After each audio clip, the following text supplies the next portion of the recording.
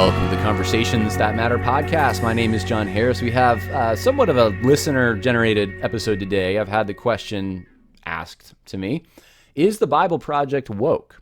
Now, for those who don't know, the Bible Project is it's an animated series. It's like a digital animations coupled with a narration that explains different aspects of the Bible, teachings, themes, chapters, books, testaments, and I have not been intimately familiar with it. I used to go to a college career group years ago on a campus that would use some of their stuff, and I never saw anything that jumped out at me as bad. It wasn't bad. Some of it actually probably was pretty good, but just it wasn't my thing. I've never used any of their material, and it's been years since I've watched any of their stuff. But it is popular. It's very popular. And someone asked me this question, and then I had two people, unrelated, send me. I think one was sent to me and one I saw, but one was one of the Bible Project leaders talking about a liberation theologian, and the other one was a psalm that the Bible Project went over. And well, I'll play it for you so you can hear it. But I don't mean to ruin everything. I just got to say this because I think some people think, John, the only thing we'll have is we'll have like John MacArthur sermons, and then we can, maybe listen to or watch some old school, R.C. Sproul lectures. And I don't want you to feel that way. There's other stuff. I'll figure out what the other stuff is soon. I'll think, but it is sad. I don't know what else to say. Like, it seems like one thing after the next is like, oh man, Veggie Tales. Oh, okay.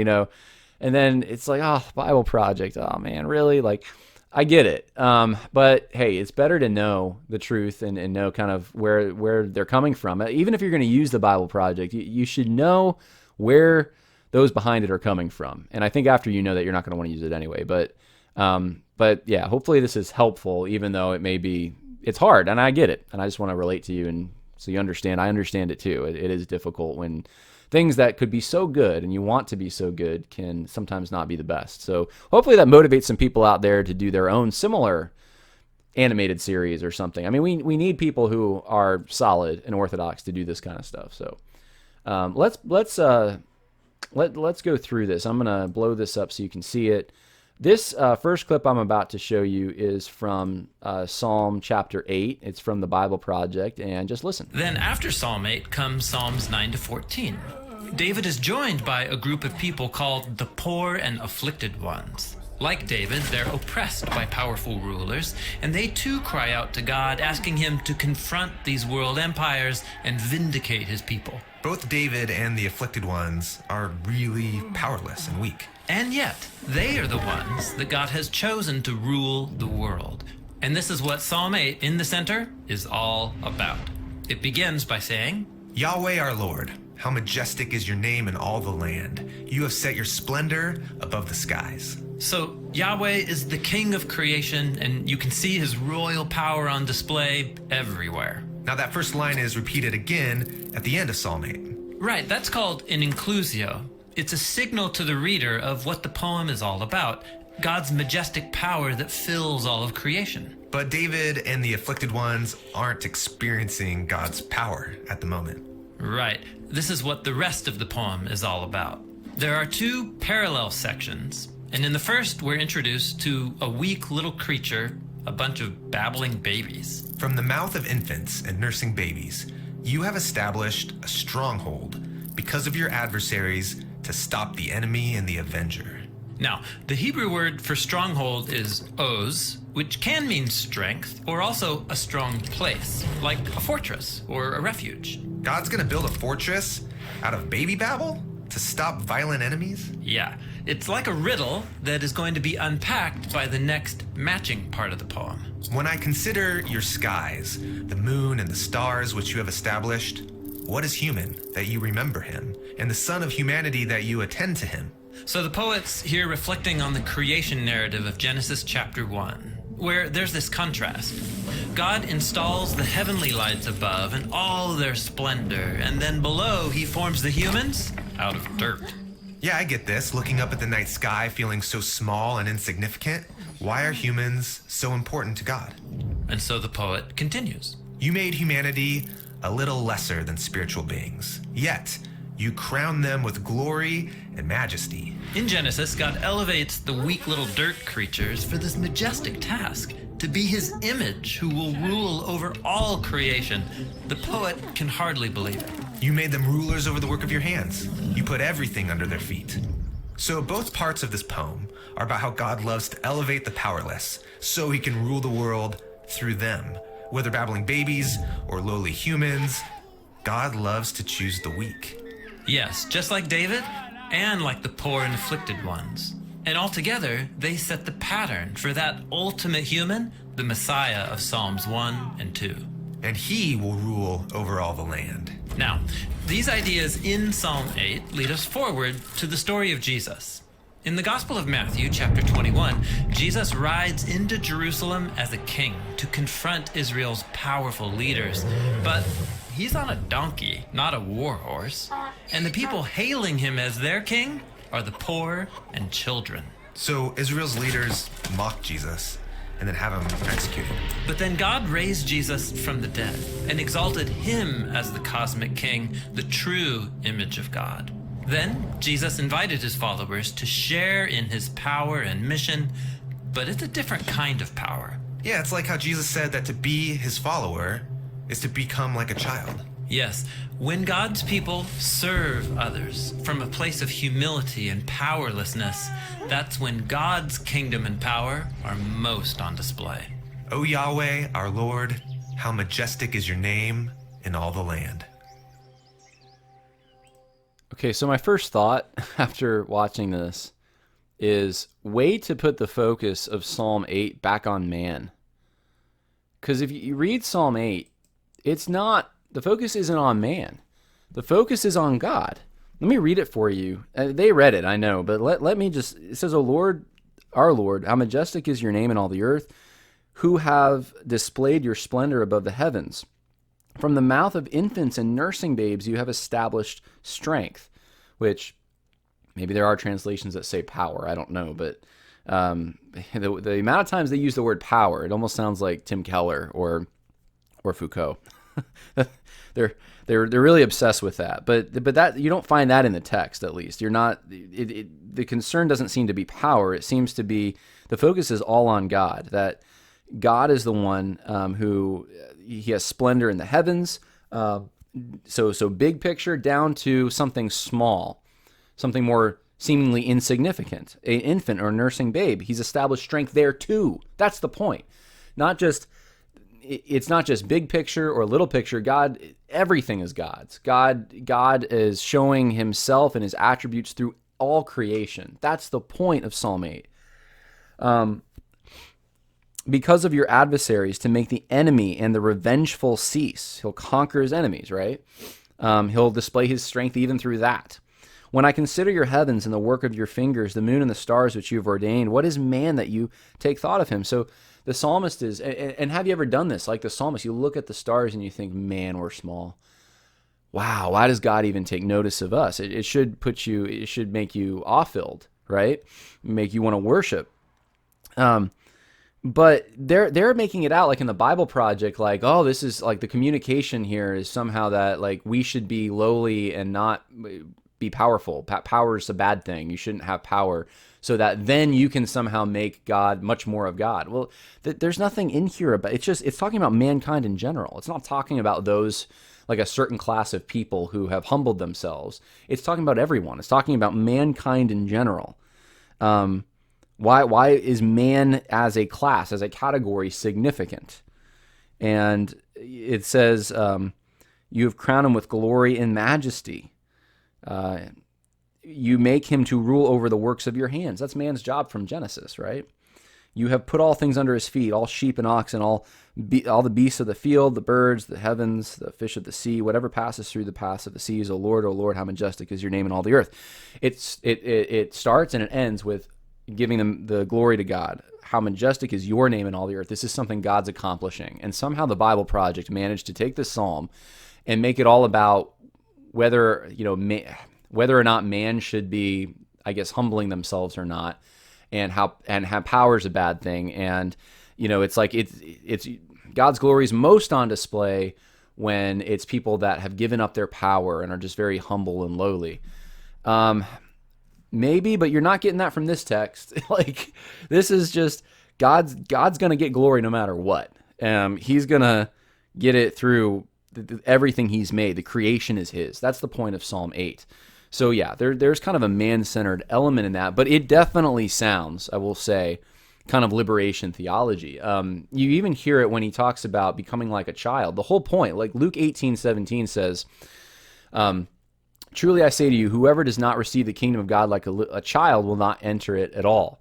And if you read, there's various texts in a few of the Gospels. Mark has it, Matthew has it, that talk about coming to Christ kind of with the faith of a little one. That's the point, it's the faith that children have, the trusting. It's not because, well, they're just more holy or special or something because they're kids. It's they're glorifying God more, and that's what Psalm 8's trying to communicate too. No, it's talking about the faith that a child has, the childlike faith, and that's it's not like, I don't know. It's just they're bringing categories into these passages that just don't belong there, and they're doing it in a way that would be consistent with liberation theology, with the idea that Christ came to kind of to be an example, to show kind of the world what it looks like to be powerless, and to suffer, to identify with everyone else by suffering from the oppressive system, just like the poor are oppressed and suffer that way. I mean, you can almost sort of get that hint from the video that we just watched. That's what liberation theology teaches. So it wasn't surprising when I saw this. I'm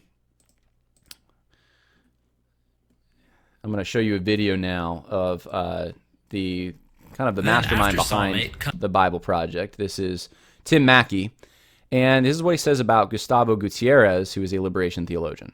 If I honor the Bible as a source of divine wisdom, I have to reckon with the fact that this extraordinary emphasis on the poor living conditions of people in poverty, or people of the vulnerable, people who are vulnerable, and that their problems need to become the problems of those with influence and resources and voice. Yeah. And that's the definition of a just community. Yeah. That just is the case. And we got a lot more to go here, a few minutes, but I'm just thinking as I listen to this, that's the definition of a just community. The just community should have nothing to do with whether someone's poor or rich. It's giving someone their due. It's faithfully applying the law equally, whether someone is rich or poor, privileged, unprivileged, whatever. So if he's defining the just community as a community where the rich are somehow tuned into the voice of the poor, and I mean, he has to say more than that. If he wants justice, he needs more than that, biblically speaking, at least. And I can choose to say, I hear that that's what the Bible's saying. I'm not sure I agree with that. Yeah. I think there's a different way. So that's fine. But I think at least what we're not doing anybody any favors is by saying, well, that's not actually what the Bible's saying.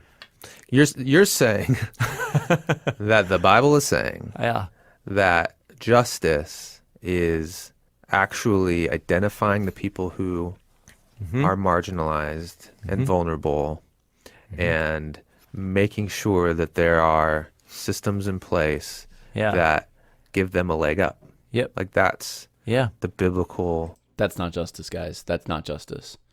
Justice isn't adjusting systems to benefit those who are marginalized or oppressed. I mean, ultimately, if that's the case, right, eventually you'll just have hopefully a system that there's no margin, there's no oppression. I mean, that's what communists want, ultimately, the utopia where there's no oppression whatsoever. And we know that's impossible. But the idea, though, that you are creating systems or changing systems or setting systems up to help on a broad scale the people who are marginalized, etc., that's actually justice would be treating everyone equally.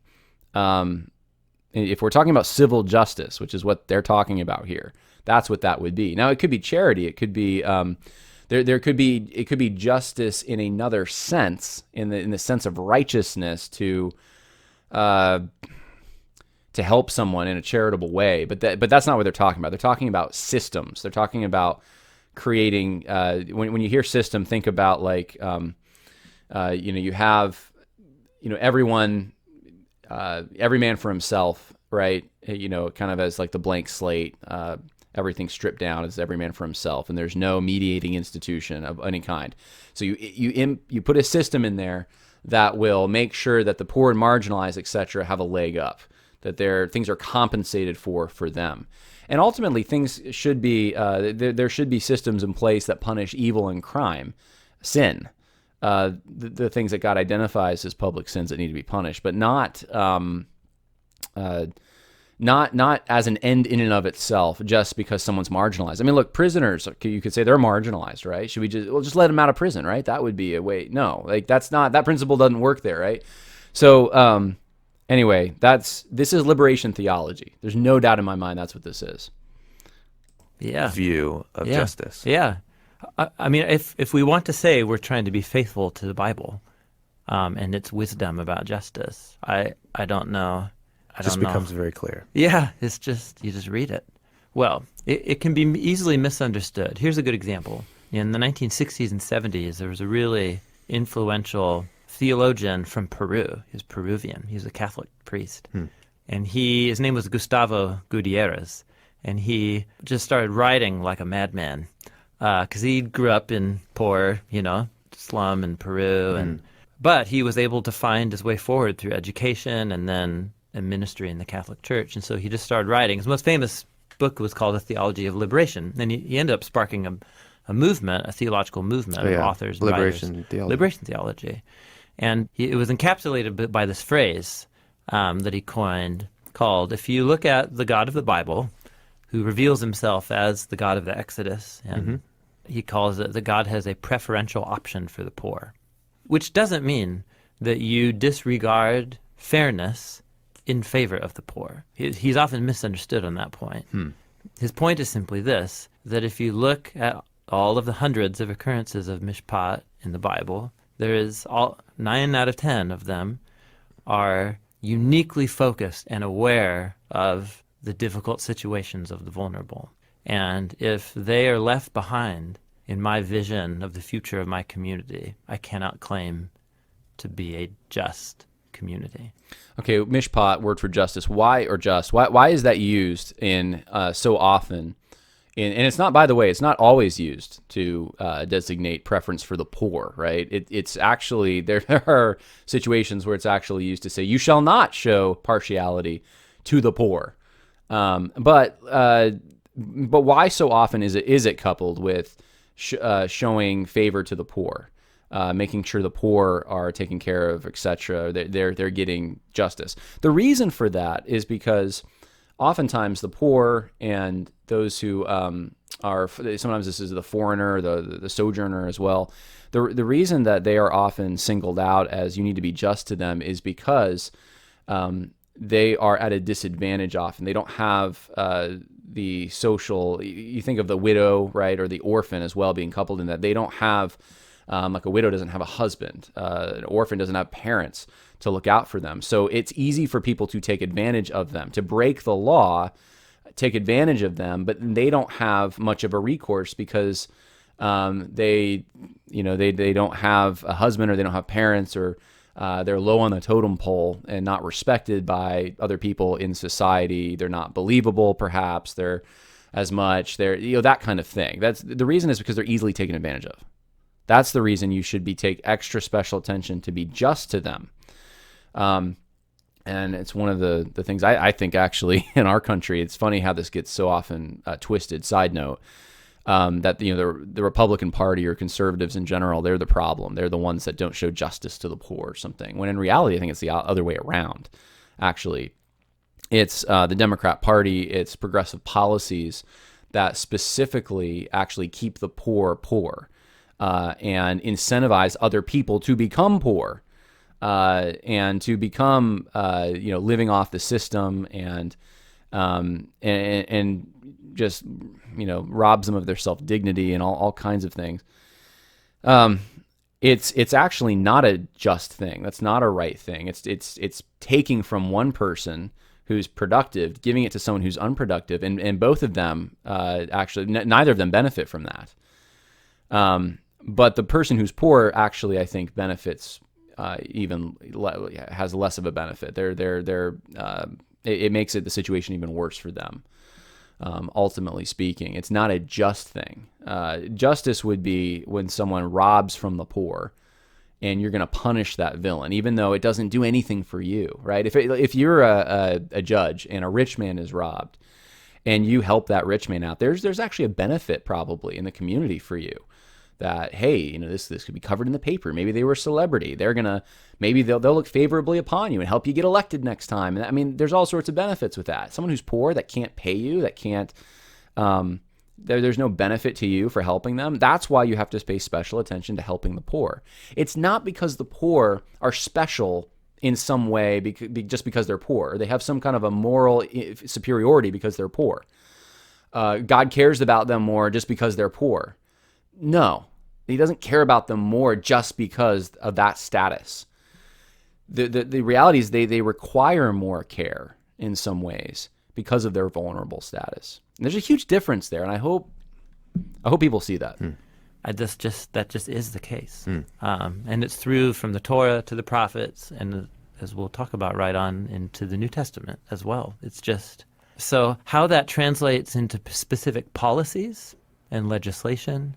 Yeah, you said it could go too far. What were you about to say? I mean, this is what people debate about. So I think there is lots of room for debate. You just have to be an expert, I think, on the policy of whatever matter it is at hand, education or healthcare. You have to be an expert. It's like, so this whole thing is geared, did it ever occur to you that liberation theologians or people that are into that, Tim Keller's one of those guys. We're just about the oppressed. We're just about the little guy, right? Well, what do you do? Oh, you have to be an expert. It's like, it's just right into elitism somehow. Like, I mean, I don't know. I think you can actually read the Bible, understand it, understand principles of justice. It's good to study. It's good to be aware. You don't have to be an expert to understand those things, though. So I think at least we should be clear. If I'm claiming to be a religious person who bases my view of the world on the Bible, my vision of the just society has to be informed by this. So this is what I'm hoping the contribution the video can make, is to at least say, this is what the Bible means front to back about justice. And my hunch is that on like a healthcare debate, I mean, I actually don't understand the details. I try to, but it's really complicated. But my hunch is there are probably religious people on both sides of that debate who have read their Bibles and they really believe what they're doing is faithful, even though they come to different points of view. And I don't know what to do with that. But it's an exercise everybody has to go through, I think, if you find yourself called into these kinds of roles. So what good is it? I mean, he doesn't have any answers. What good is it to buy into liberation theology and stuff? I mean, it's like, I mean, I know most people that are going to be for some kind of a free healthcare, some kind of a socialized medicine, right? If they're into liberation theology and stuff. Tim Mackey is saying he doesn't know, but it's like, if that's the case, if this is so important, then you should know, right? You should probably at least have a rudimentary, basic understanding of kind of the principles at play in this. It's sad to me, but these are the guys who Tim Mackey, I guess, is one of the guys behind the Bible Project. I think he's the main narrator.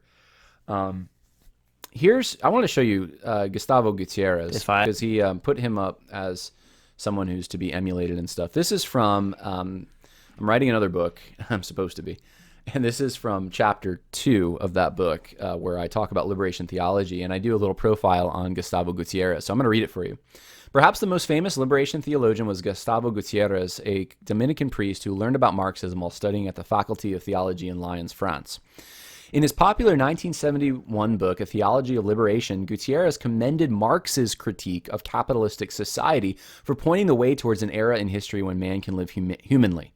Gutierrez believed the biblical command to love neighbor was a call to transform social structures which benefited the few while exploiting certain classes, peoples, and races. Ultimately, Gutierrez wanted a radical change in the foundation of society which challenged the private ownership of the means of production. This would be accomplished in a Christian framework.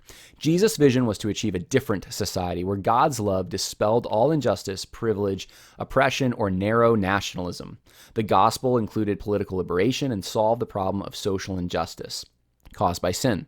The marginalized and their moral purity set the template for this societal salvation as others, whether Christians or not, were converted through working to liberate the poor and oppressed. Liberation theology distorted the reason for Christ's first coming, modified the mission of the church, denied the universality of sin, destroyed traditional Christian teaching on social order, and added to the gospel. It was a version of Christianity conformed to Marxism, or perhaps liberation theology can best be summarized as a Marxist faith built on a Christian foundation. That's what I've found with Gutierrez and liberation theology. And it's just not Christianity at the end of the day. It's a way to try to market Marxism to Christians. So I hope that was helpful, and I don't mean to disappoint people, like I said at the beginning. Maybe there's some good stuff from the Bible Project you can use, but I would be careful with just a blank kind of endorsement of the Bible Project, because obviously Tim Mackie is somehow influenced by liberation theology, and it is going to come out like it came out slightly in Psalm 8. So there you go. There's my answer on the Bible Project. I hope that was helpful.